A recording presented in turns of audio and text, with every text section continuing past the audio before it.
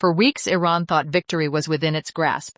Imagine fast boats darting among merchant ships, drone swarms buzzing around tankers, and naval mines sown like deadly seeds across vital shipping routes buried so far underground that ordinary weapons stood no chance. A vast web of anti-ship missile launchers aimed straight at the heart of worldwide trade. Tehran surveyed this setup and concluded it was invincible. Then America unleashed a strike that rewrote the rules in one dramatic moment. 5,000 pounds of smart guided firepower hammered Iran's fortified coastal missile positions beside the Strait of Hormuz. This was no ordinary munition, but a cutting-edge system so powerful that defense experts worldwide are still evaluating its impact on buried military bases everywhere. What the mainstream reports often overlook is key. This move went far beyond a mere message or demonstration. It represented the methodical takedown of the most advanced irregular defense network any regional player had ever assembled. Iran was caught completely off guard. Stick around with me as we unpack this, because the events in the Strait of Hormuz go deeper than a lone attack. They reveal a major strategic error that could have stripped Iran of its strongest tool for pressuring the global economy. The ripple effects from that intense night continue to shape oil markets, international shipping, and the power dynamics throughout the Middle East for the foreseeable future. To grasp the full picture, start by examining the elaborate defenses Iran constructed along its shores and why the international community allowed them to stand for years. The Strait of Hormuz amounts to much more than a simple channel. It serves as the critical artery for the planet's energy flows. About 27% of all Indonesia's oil and gas travels through this tight passage annually. Tankers carrying crude liquefied natural gas in containers squeeze through a stretch that narrows to just 21 miles at its tightest. Master this route and you influence far more than traffic. You dominate energy prices on a global scale. Iran recognized the opportunity, and over more than 10 years its Revolutionary Guard Corps poured resources into a coastal building effort meant to lock in lasting dominance. They carved tunnels 30 to 40 meters in the natural landscape, placed drone bases inside sheltered bays, and laid communication lines completely underground beyond the reach of satellites, radar, or other detection. At its core sat a multi-tiered arsenal of long-range missiles unmatched in the region. Noor and Qatar cruise missiles on truck launchers offered ranges from 12 miles up to 186 miles. The Abu Mahdi variant reportedly reached beyond 600 miles, pushing threats deep into the Arabian Sea. Hormuz 2 and Gulf ballistic missiles featured satellite guidance to hit moving vessels from over 180 miles away. This was no random assortment of arms, but an interconnected, deeply protected network crafted to turn the entire strait and nearby waters into a forbidden zone for any ship Iran targeted. Analysts term the approach anti-access area denial. The idea carries a certain clever logic. Why risk a full naval battle on the open seas when you can render coastal waters so hazardous that no fleet ventures close? Sometimes the mere believable chance of attack sways negotiations and military planning across the Gulf without a shot fired. For 20 years, the approach delivered impressive results.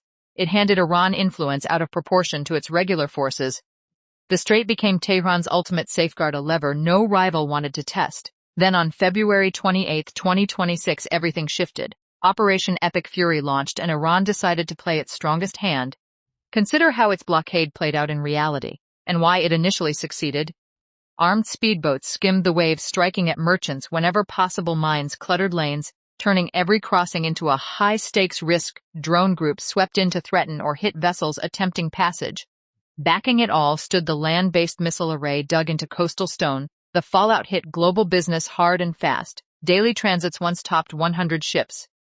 After Iran announced closure on March 2 and stepped up assaults, the flow plummeted to 3 or 4 vessels at most. Oil jumped over $100 a barrel, marking more than a 40% climb from earlier $70 levels. At least 20 ships suffered attacks nearby. Insurance costs soared so high that by early March major providers refused coverage at any price. Iran's plan seemed direct. Maintain the squeeze, keep the passage shut, amplify the economic discomfort until Washington yielded and ended the operation. For a time it looked promising. Yet here Iran stumbled significantly. Threats in the strait vary in nature. Its speedboats posed real danger but remained containable. America sent 10 Warthog planes to track and engage them on the spot. Those rugged aircraft excel at locating and eliminating small surface targets. With steady American air cover, the boat challenge stayed in check.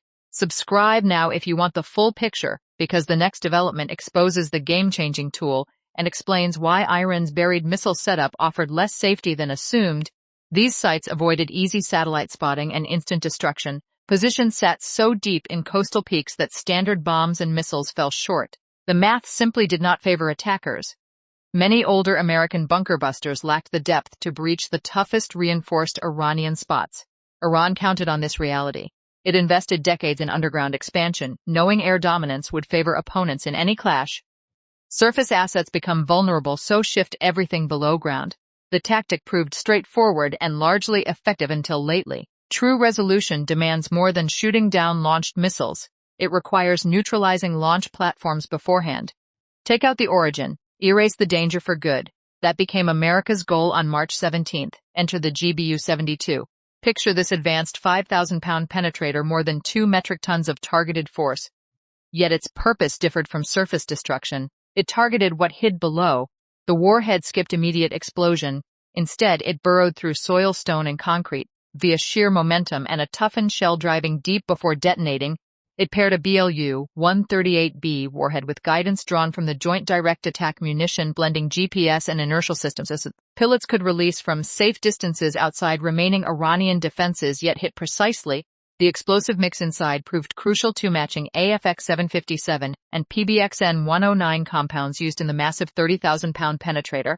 Engineers repeated that tested recipe, suggesting strong results against fortified underground targets in trials. The GBU-72 replaced the older GBU-28 from 1991 Gulf War days. That earlier model pierced roughly 15 feet of concrete or 150 feet of earth. Impressive then, but times changed. Regional underground sites, including Iran's, deepened and hardened over 3 decades. Older designs lagged behind. The GBU-72 addressed the gap, and with its features, explosive blend, and intended role, Iran's Hormuz coastal installations confronted something they could not resist. What makes deployment especially clever stands out. You need not obliterate the entire bunker to neutralize it. Even the deepest, most protected facility relies on entrances and exits. Tunnels link to the surface. Access points allow gear, personnel, and launchers to move. Seal entrances collapse, tunnels block exits, and contents lose all value. So launcher stays harmless if trapped inside. The shelter turns from stronghold to prison. America applied exactly this tactic along the Hormuz coast. It focused less on reaching every deepest chamber and more on crippling functionality. The GBU-72, with its penetration and accuracy, suited the job perfectly. A notable angle many overlook involves timing. Did March 17, 2026 mark the GBU-72's true combat debut? Retired Marine intelligence specialist Hal Kempfer suggested it seemed like the first operational use. The war noted a twist, referencing a May 2024 account of unnamed officials describing its use against Houthi sites in Yemen. Context changes everything. Houthis waged their own shipping attacks in the Red Sea, disrupting a key route. Familiar pattern, right? Houthis function as Iranian proxies, armed and guided from Tehran, extending its reach. If reports hold, Iran gained early indirect experience with the weapon nearly 2 years prior through its allies. They failed to counter it then, and certainly could not now. Delivery raised eyebrows for its scale. Analysis highlights the B-1 Lancer bomber based at RAF Fairford in Britain as primary platform. It fits operationally. Each B-1 handles up to 12 GBU-72s externally. An F-15E manages only one. Estimates point to around 50 bombs used. That volume rules out sole reliance on Strike Eagles. B-1s make sense. Simple calculation: 4 B-1s carrying 12 each deliver 48 with few planes at risk. Iranian air defenses suffered roughly 85% losses from combined American and Israeli actions, leaving scattered remnants less threatening to standoff strikes. F-15s likely supported with early or follow-up hits. Together they boosted speed and impact. Central Command's success that evening of March 17. The wording stayed careful and clear. Forces used multiple 5,000-pound deep penetrators on hardened coastal sites near the strait. Anti-ship missiles, they're no longer endangered shipping. Admiral Brad Cooper emphasized focus on removing all threats to open navigation. Pilots continued real-time hunts. The effort persists until risks vanish. President Trump layered on a firm deadline. Iran had 48 hours to restore full access or face power grid strikes. Iran's reply showed a leadership torn between bold talk and evident strain. Officials warned of regional retaliation against energy targets, naming Saudi Arabia, UAE. The intent signaled escalation would spread. At the same time, Iran declared most ships could pass except those labeled enemy-linked. A clear shift from total closure. genuine easing or temporary step back to regroup. The enemy-linked label carries heavy weight. It obviously covers American ships but leaves questions for NATO partners or U.S. business vessels. Deliberate vagueness allows selective actions while claiming cooperation. Upcoming shipping numbers will tell more than words. Diplomacy around the crisis shows lasting cracks. Trump earlier urged European and Asian allies for a NATO-led naval force to secure the strait. Economies reliant on uninterrupted flow face direct stakes. Rejection echoed globally. Germany called it not their fight. Spain shut diplomatic channels. France kept its carrier group defensive with no redirection. Trump labeled it a serious NATO misstep. China, which routes about a third of its oil through the area, stayed neutral despite stakes. Russia observed higher oil prices calmly as they boosted its revenues. Both vetoed a UN resolution for multinational force on April 7. The picture emerged of superpower rivalry via proxies and blocks. India stood apart, sending warships to protect its tankers. NATO chief Mark Rutte later noted ongoing talks for contributions. 7 allies signaled interest in patrols, though details lag. Ukrainian drone tech reportedly aids against remaining Iranian air risks, a surprising partnership. Israel monitored GBU-72 results closely. It has sought the system given concerns over Iranian underground nuclear and military sites. Proven capability against hardened targets will influence future Tel Aviv decisions. B-1 Lancers stay ready at Fairford. U.S. intelligence tracks surviving sites. Follow-up capacity remains active. This force waits poised, not withdrawn. Current standing carries deep meaning. Iran devoted years and vast effort to its underground network along the strait. It buried assets hoping for immunity. Oil spikes past $100 suggested winning leverage to compel American retreat. Every assumption now faces challenge from a weapon its designers underestimated. It ignores Earth density, mountain rock, or construction time. It bores in, reaches the mark, explodes. Tunnels fall, access shuts, launchers sit useless. That shift defines recent Hormuz events, and America signals readiness to repeat. Iran must now decide genuine reopening or renewed defiance, shaping what follows. Tehran learned a fresh lesson post-March 17. Its buried system lacks the protection once assumed. The counter-weapon exists, saw action, and stands prepared for more. Belief in cost-free strait closure has ended. The passage stays partly restricted. Yet the old power equation lies broken. The effort continues. B-1's idle on the tarmac. Join my channel today for ongoing sharp takes on this evolving story and the GBU-72's lasting effect on Middle East strategy. Pass this along to friends seeking clear-eyed insight into Hormuz developments. Drop comments below. Will Iran fully reopen or merely pause tactically? Catch you in the next discussion.